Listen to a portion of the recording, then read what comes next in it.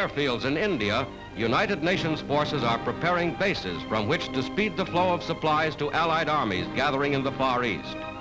Working with primitive tools, natives from nearby villages quickly learned to construct airstrips capable of handling the biggest bombers.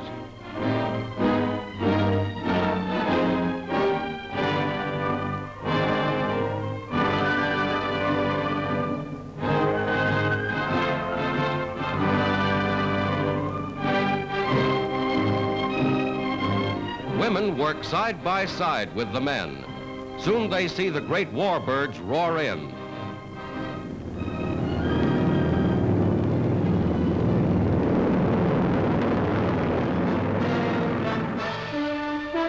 In New Guinea, General MacArthur, with Generals Krueger and Rupertus, inspects new positions won from the Japs in the North, Central, and Southwest Pacific.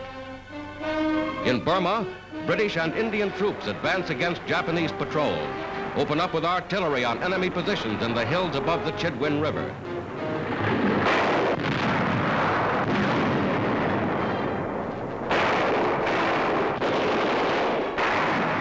Today, Allied action in the Far East has the Japanese on the defensive.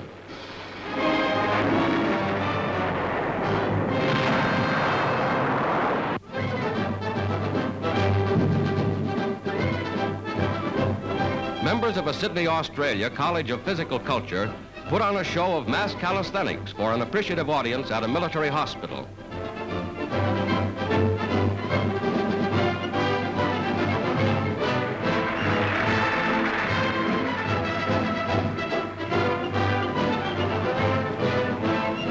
Performing with rhythm and precision, the girls bring a light, cheerful note to wounded soldiers convalescing in the land down under.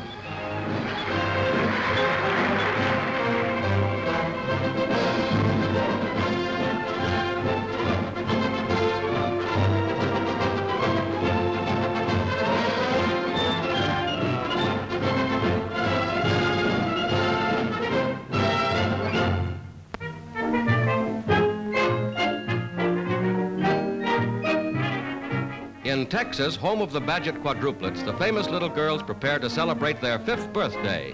First, they bake a birthday cake.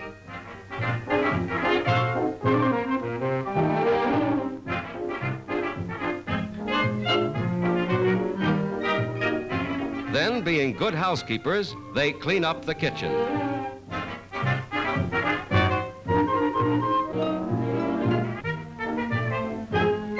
Mother takes the cake from the oven, and magic, even the candles are lighted. In their own bedroom, the 4 little girls dress up for the party.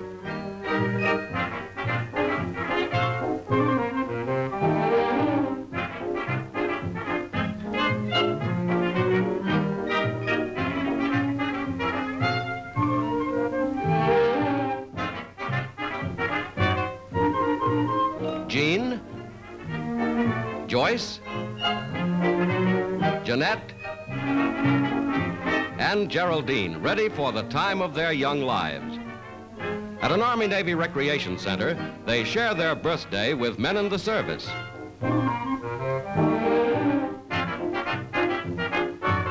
This year, their best birthday gifts are war bonds.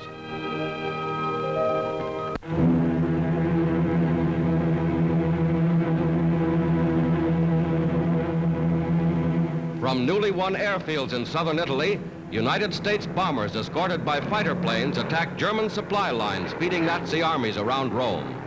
Target for today, the great marshalling yards outside the Italian capital.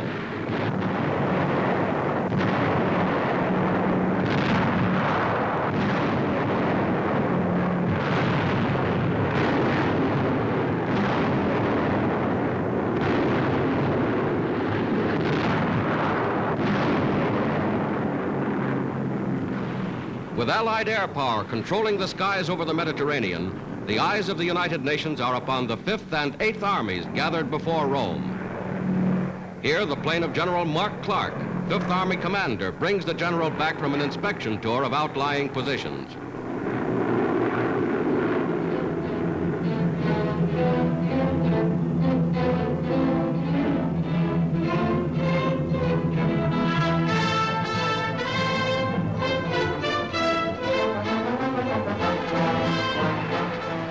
Blasting Nazi emplacements in the hills is typical of artillery action along the entire Italian front.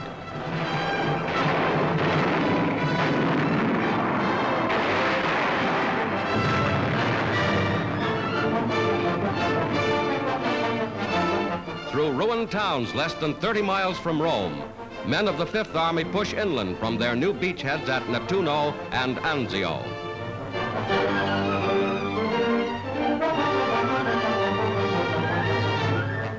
German prisoners swarm to the rear.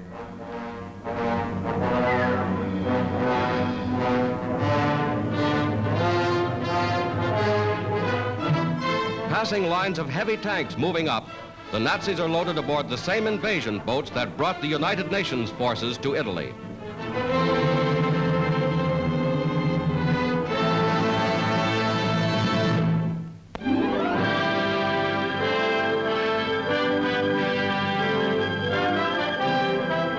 Refugees from Yugoslavia land at an Italian port. Ferried across the Adriatic by the Allies, they find here a temporary haven from their embattled homeland.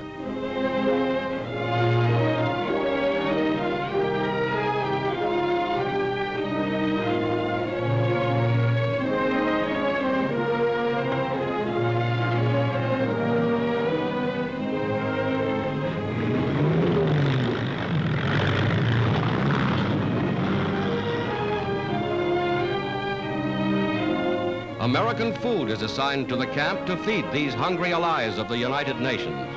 For some, it is the first sight of substantial food in many months.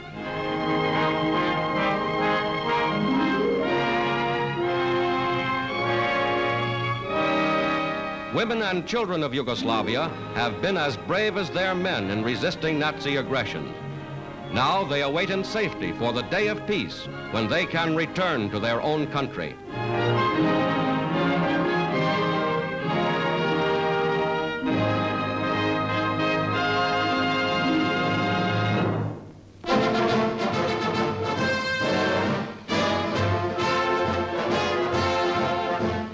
Allied war chiefs meet in London to plan the strategy of invasion. In supreme command, General Dwight Eisenhower, with General Sir Bernard Montgomery as chief of British forces. This is the cameraman's first chance to film them together, mapping the attack. Air Marshal Sir Arthur Tedder left is General Eisenhower's deputy commander, the air arm to play an important role. Today, Britain is a mighty arsenal. Great squadrons of fighters, bombers, gather for the day.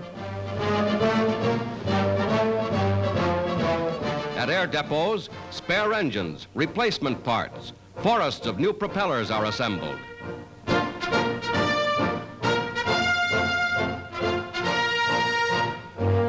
Shells and bombs of every kind, light explosives, demolitions, incendiaries by the acres, by the tons, are scattered throughout the island.